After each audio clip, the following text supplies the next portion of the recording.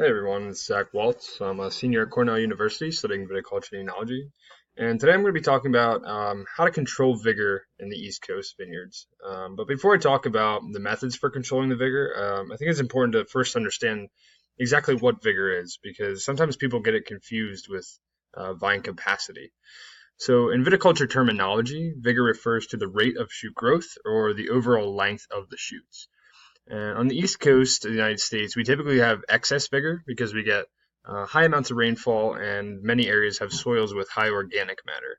So for many growers here, it's a constant challenge to balance the vigor of the vines with the desired crop load. Excess vigor creates dense canopies and shading that can cause a host of issues, including poor fruit set, the growth of many fungal pathogens, and delayed ripening of the fruit. Many people think that the best way to control vigor is to continually hedge the shoots and laterals and aggressively shoot thin and leaf pull. I call this reactive vigor control because the vines are not in balance, and these methods simply serve to control the damage. But there are many methods for preventing excess vigor that I call proactive vigor control. And these are the methods I'll be talking about today. The methods deal mostly with vineyard installation decisions, and they help growers to achieve balanced vines that result in higher fruit quality, and they're much more cost effective in the long run. The target vigor for a balanced vine is between zero point 0.2 and zero point 0.6 pounds of cane prunings per foot of canopy. In my opinion, the most critical decision for controlling vigor is the mesoscale site selection.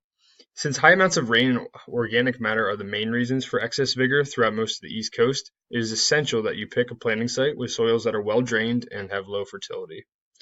The following charts show the most desirable soil characteristics for controlling vigor. And as you can see, the water drainage should be greater than 2 inches per hour. Water holding capacity should be less than a tenth of an inch per inch of soil. It should have low fertility and more than 3 feet of rooting depth. Bulk density less than 1.5, preferably sand or silt loams and not clay soils, and a slightly acidic pH, but this can be adjusted. And organic matter less than 5%, the lower the better in that case. So some of this data can be found online through the USDA, but most of it will need to be tested by a soil scientist for the particular site that you want to plant on. So once you have the site selected, you need to pick a rootstock that will help control the vigor. And in general, the rootstocks with the lowest vigor are crosses between Vitis riparia, Vitis rupestris, and Sumberlandieri. But some of the commonly used ones are 3309C and 10114 because they are typically successful at achieving the ideal vine size here. However, there are some new rootstocks that show promise for reducing vigor, such as M1 and M3, developed at Milan University. However, the specific rootstock that you choose depends on other factors in the soil, like the salinity and the presence of certain pests.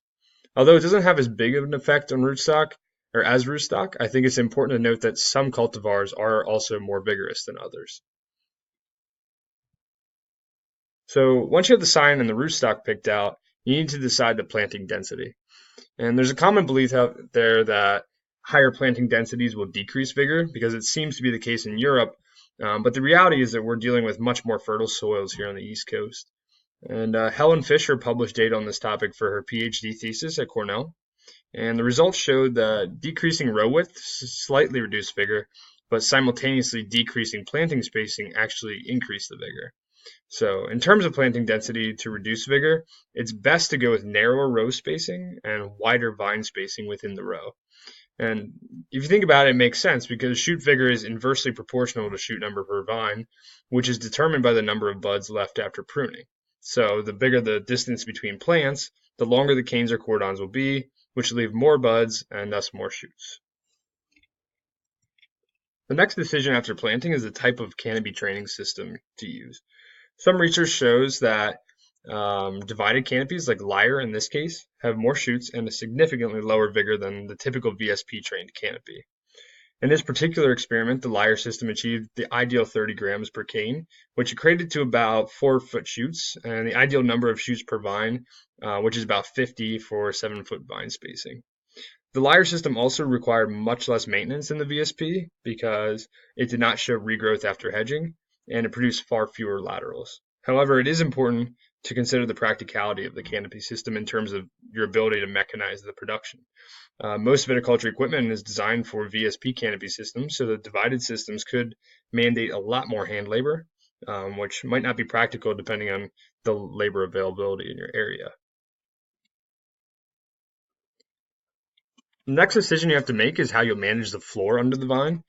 Typically, undervine vegetation on the East Coast is either cultivated with a grape hoe or sprayed with herbicide to leave a weed-free strip because it really just looks better. However, this results in a lot less competition for water and nutrients for the vine. I have to give a shout out to Adam Carl for his research at Cornell that shows that a significant reduction in vigor can be achieved with either letting the native vegetation grow or planting a cover crop such as white clover under the vine. And as you can see in the data table here, the pruning weights are almost cut in half by using a cover crop. Now, there are a few things to consider when planting cover crops. First, if you help your vines in the winter, you will have to replant the cover crop every spring, which can really be a pain. Cover cropping has also been found to cause nitrogen deficiencies within vines, which can result in low YAN levels. Then that'll cause all sorts of problems with fermentation and wine quality. But I have to give another huge shout out to my professor, Russell Moss, for tackling this issue in his research at Virginia Tech. He found that soil applied nitrogen at bloom will help increase yield, and foliar applied nitrogen at veraison will help increase YAN levels without increasing the vigor, as you can see in the chart. Another less common but equally as important method to control vigor is root restriction. I think a lot of growers neglect to manage the roots just because they can't see them, but the root biology is extremely important, and not just for controlling vigor, but just for the overall health of the vine as well. And this study here shows that root pruned vines have a significantly lower shoot growth rate and pruning weight than non-root pruned vines.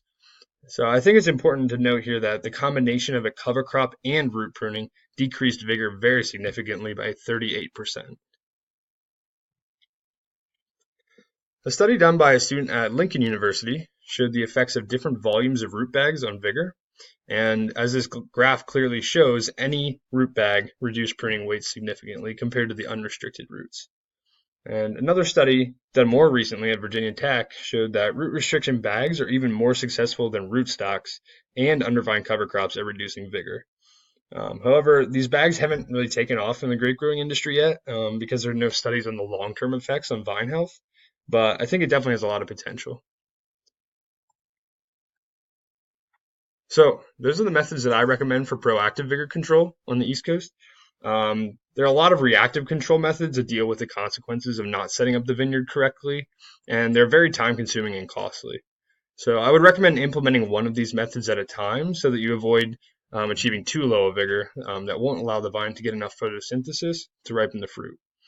And I hope now you have a better idea of how to prevent excess vigor and achieve balanced vines with better fruit quality from the start. And these are my sources. Thanks.